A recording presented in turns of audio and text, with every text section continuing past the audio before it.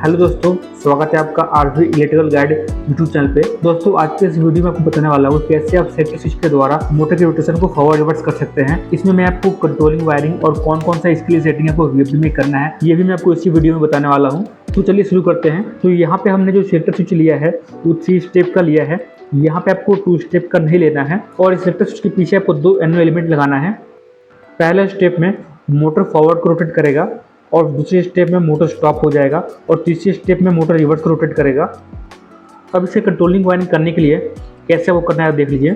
एक छोटा सा वायर लेंगे, इसको यहाँ पे कनेक्शन करने से पहले सबसे पहले एक छोटा सा एक और वायर लेंगे और इसके साथ ही टाइट कर देंगे। इसमें यहाँ पर टाइट करने के बाद छोटी वाली वायर का दूसरा पॉइंट है, इसके साइड वाले एनो में कनेक्ट कर देंगे। यहाँ पे आपको इस तरीके से टाइट कर देना है। इससे क्या होगा, जैसे हम जो बड़ी वाली वायर है इसके एक पॉइंट में हम अगर 24 वोल्ट डीसी सप्लाई देते हैं तो दोनों एनो एलिमेंट की एक साइड हमको 24 वोल्ट डीसी सप्लाई मिल जाएगा। अब इस दोनों एलिमेंट के दूसरी साइड में एक एक वायर हम जोड़ देंगे। यहाँ पे इस तरीके से टाइट करने के बाद अब जो दूसरा एनो एलिमेंट बचा है एक और वायर हम इस तरीके से जोड़ देंगे उसमें भी। ठीक है, इस तरीके से एक वायर लेंगे हम और यहाँ पे टाइट कर देंगे। अब इन तीनों वायर का वीएफडी में कहाँ पे करना है वो मैं आपको बताऊंगा। देख पा रहे हैं हम दोनों वायर यहाँ पे कनेक्ट कर दिया है। अब इन दोनों वायर कनेक्शन वीएफडी में करना है आपको और इस वायर का भी वीएफडी में आपको यहाँ पे कनेक्शन करना है। तो सबसे पहले जो ये वाली वायर है इससे कनेक्शन हम करेंगे वीएफडी के जहाँ पे +24 वोल्ट का टर्मिनल है। ठीक है, यहाँ पे आपको करना है +24 वोल्ट टर्मिनल पे। इससे क्या होगा, जो हमको वीएफडी से +24 वोल्ट डीसी सप्लाई मिलेगा वो हमको दोनों एनो एलिमेंट की एक साइड मिल जाएगा। अब इन दोनों एनो एलिमेंट के जो इस साइड वाले वायर है ये वाली वायर, इन दोनों में से किसी एक वायर को आप ले सकते हैं। मैं ये वाले वायर को ले लेता हूँ। इस वाली वायर को लेके इससे कनेक्शन कर दूंगा जहाँ पे वीएफडी के टर्मिनल पे DI1 लिखा हुआ है यानी डिजिटल इनपुट 1, उसमें इसका कनेक्शन कर देंगे। अब इससे क्या होगा, जैसे हम एनो को एनसी करेंगे तो इसमें 24 वोल्ट डीसी सप्लाई मिलेगा। इससे क्या होगा, रिवर्स का कमांड जाएगा। ठीक है, ये रिवर्स का हम वायर ले रखे हैं। अब ये फॉरवर्ड का हम वायर लेंगे और इससे कनेक्शन कर देंगे DI2 पे। ठीक है, आपको इसका कनेक्शन DI2 पे कर देना है, डिजिटल इनपुट 2 पे। अब इससे क्या होगा, जैसे हम फॉरवर्ड वाला एनो एलिमेंट को एनसी करते हैं तो इसमें 24 वोल्ट डीसी सप्लाई जाएगा, जिससे क्या होगा फॉरवर्ड को कमांड मिलेगा। अगर दोस्तों सेक्टर स्विच से आप कंट्रोल कर रहे हैं, अगर सेक्टर स्विच को फॉरवर्ड में सेलेक्ट कर रहे हैं तो मोटर आपका रिवर्स में घूम रहा है, और सेक्टर स्विच को रिवर्स में कर रहे हैं तो मोटर फॉरवर्ड में घूम रहा है।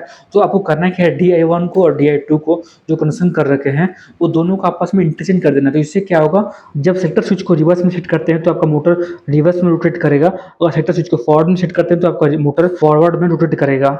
अब आप जिसमें भी कनेक्शन कर रखे हैं फॉरवर्ड रिवर्स के लिए DI1 पे या DI2 पे, उस टर्मिनल पॉइंट को हाई करने के लिए वीएफडी में सेटिंग करेंगे। तो पहला स्टेप जो हम करने वाले हैं वो हम फैक्ट्री रीसेट करने वाले हैं, इसलिए कि जो पुराना सेटिंग है वीएफडी में पहले से जो किया हुआ है किसी दूसरे के द्वारा या खुद के द्वारा, वो रीसेट हो जाए और नए सिरे से सेटिंग हो इसमें। अगर बिना रीसेट किए अगर आप सेटिंग करते हैं वीएफडी में तो इससे क्या होगा, जो पुराना सेटिंग है वो अभी के सेटिंग जो आप करने जा रहे हैं उस सेटिंग को बार बार डिस्टर्ब करेगा, जिससे कि जो आप फॉरवर्ड रिवर्स का कमांड दे रखे हैं वो कमांड आपका एक्टिव हो नहीं पाएगा और आप काफी देर तक सेटिंग करने में परेशान रहेंगे। तो सबसे पहले फैक्ट्री रीसेट कर लेंगे, उसके बाद हम जो कमांड दे रखे हैं फॉरवर्ड रिवर्स के लिए उसका सेटिंग करेंगे। अगर दोस्तों आप सेटिंग करने जा रहे हैं फॉरवर्ड रिवर्स के लिए तो सबसे पहले आप रीसेट करने से पहले फॉरवर्ड रिवर्स के लिए सेटिंग करें, इसमें पैरामीटर सेट करें। अगर सेटिंग करने के बाद अगर आपका काम नहीं करता है 2-3 बार करने के बाद, तो इसके बाद आप रीसेट करें वीएफडी को, इसके बाद ही मेरे बताए हुए पैरामीटर को सेट करें। अब पहले स्टेप में जो रीसेट करने वाला रीसेट आपको कैसे करना है वो आप देख लीजिए।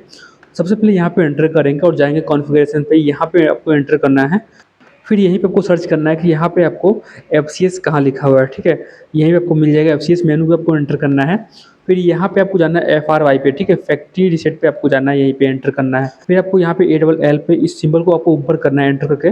ठीक है, तो ये ऊपर हो जाएगा। आपको एक बार बैक जाना है, फिर यहीं पे आपको सर्च करना है जीएफएस, इसी जीएफएस पे आपको एंटर करना है, यहाँ पे नो लिखा हुआ है, इसको येस करना है, येस करके इसको 3 सेकंड तक दबा कर रखना है ताकि रीसेट हो जाए। अब ये रीसेट हो गया आपका, ठीक है।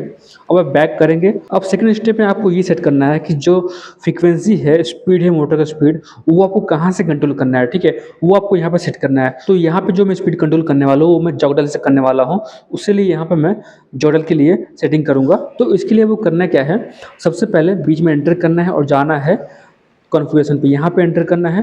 फिर आपको यहाँ पे फुल पे जाना है, ठीक है, फुल पे आपको एंटर होना है। फिर आपको CTL पे जाना है घुमाते हुए, ठीक है, CTL मेनू पे आपको जाना है, यहाँ पे आप कंट्रोल पे जाना है, एंटर करना है, ठीक है, इसी पे। इसके बाद यहाँ पे आपको CHCF पे जाना है, ठीक है। आपको यहाँ पे सर्च करना है कि CHCF कहाँ लिखा है, CHCF पे आपको एंटर करना है और यहाँ पे आपको सेपरेट सर्च करना है, सेपरेट कहाँ लिखा है, ठीक है, सेपरेट पे सेट कर देना है। यहाँ पे इसको सेट करने के 3 सेकंड तक दबा कर रखना है ताकि सेट हो जाए।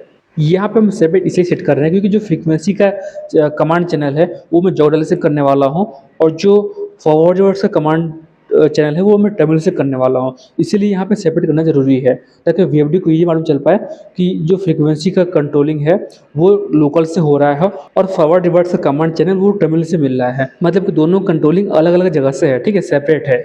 अब आपको यहाँ पे CTL मेनू पे आपको रहना है, ठीक है ना, इसी CTL मेनू पे, ठीक है। यहाँ पे अगर बैक करते हैं, इसी यहाँ पे फुल है, इसी फुल पे आपको एंटर रहना है, ठीक है, इसी फुल पे आपको एंटर होके यहाँ पे CTL पे जाना है, इसी CTL मेनू पे आपको एंटर होना है। एंटर होने पर यहाँ पे FR1 पे ही आपको एंटर होना है फिर से, और इस पे FR1 में आपको सेट करना है AIV1, ठीक है, इसी को आपको सेट कर देना है। अब आपको यहाँ से प्रोग्राम से बैक चले जाना है। अब मैं एक बार फ्रीक्वेंसी को जॉगडल से कंट्रोल करके दिखा दे रहा हूँ कंट्रोल हो रहा है कि नहीं। यहाँ पे एंटर करेंगे, फिर से यहाँ पे डिफरेंस पे एंटर करेंगे, यहाँ पे देख पा रही है फ्रीक्वेंसी यहाँ पे कंट्रोल हो रहा है। अब यहाँ पे पूरी तरीके से बैक जाके अब थर्ड स्टेप जो सेटिंग करने वाला हूँ फॉरवर्ड रिवर्स कंट्रोलिंग के लिए, इस कंट्रोलिंग के लिए पैरामीटर सेट करूँगा VFD में।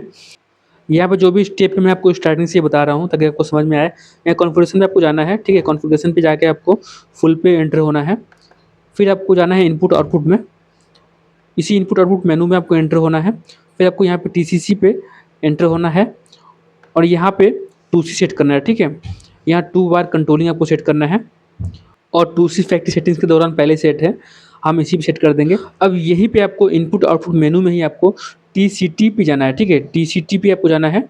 इसी TCT में एंटर होके आपको यहाँ पे सेट करना है TRN, ठीक है, और TRN पहले सेट है, अगर नहीं सेट रहता तो आप सेट कर सकते हैं। TCT पे TRN सेट इसलिए किया जाता है, जैसे कि मान लीजिए पहले से VFD को रन कमांड दे रखे हैं, ठीक है, रिवर्स में या फॉरवर्ड में आपका मोटर रोटेट कर रहा है और अचानक से इनपुट सप्लाई कट होकर दोबारा से आ जाए, तो इससे क्या दोबारा से जैसे ही आएगा तो आपका जो मोटर है रन नहीं होगा, ठीक है, जब तक कि आप सेक्टर स्विच को दोबारा ऑफ करके ऑन नहीं करेंगे तब तक वो रन नहीं होगा। तो इसी सेफ्टी के लिए इस सेटिंग को किया जाता है, ठीक है। अब एक बार बैक जाएंगे और आपको इनपुट आउटपुट मेनू में ही यहाँ पे RRS मिल जाएगा, ठीक है, रिवर्स, ठीक है, यहाँ पे आपको एंटर करेंगे तो यहाँ पे LI2 सेट है पहले से। यहाँ पे जो DI2 पे जो कनेक्शन कर रखे हैं रिवर्स के लिए, इसी LI2 के लिए यहाँ पे सेट है पहले से। अगर आपको LI2 ना दिखे तो आप एक बार घुमा के जॉगडल को चेक कर सकते हैं कहाँ पे LI2 है, उसके बाद आपको LI2 सेट कर सकते हैं। LI2 जो है DI2 को ही कहा जाता है। अब एक बार देख लेते हैं कि सेटिंग के हिसाब से फॉरवर्ड रिवर्स काम कर रहा है कि नहीं। तो यहाँ पे एक बार ध्यान देंगे, फॉरवर्ड करने पे आप देख पा रहे हैं ड्राइव रन कर रहा है। एक बार इसको फ्रीक्वेंसी को बढ़ा के देखेंगे तो यहाँ पे देख पा रहे मोटर धीरे धीरे करके रन कर रहा है। एक बार हम स्टॉप करके देख लेते हैं तो स्टॉप भी हो रहा है, और एक बार रिवर्स करके देख लेते हैं तो देख पा रहे हैं रिवर्स में भी मोटर का डायरेक्शन चेंज हो गया है। अभी जो है डिस्प्ले पे फ्रीक्वेंसी बहुत कम कर रखा हूँ, इसलिए मोटर का स्पीड बहुत कम है ताकि आपको सही से दिखे कि मोटर का डायरेक्शन चेंज हो रहा है कि नहीं।